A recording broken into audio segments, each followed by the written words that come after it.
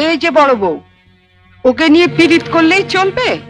এদিকে টেবিলের উপর যে এটো বাসনগুলো পড়ে রয়েছে, সেগুলো মাজা ঘষা করবে কে? হ্যাঁ, কটা ঝি চাকর আছে? যাচ্ছি মা। চলো না দিদি, আমি তোমার সঙ্গে হাতে হাতে কাজ করি। ও বাবা, কি পীড়িত রে!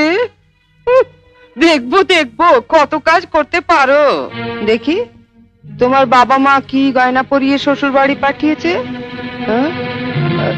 গলার ওই দুটো সোনার, নেই মিটে শাল? আমার মা বাবা নেই, ছেলেবেলাতেই মারা গেছেন। আমি মামার কাছেই মানুষ। ও, মা বাবাকে খেয়ে বসে আছো? ধন্যি মেয়ে। এখানে এসে আবার তো নতুন করে মা পেলাম।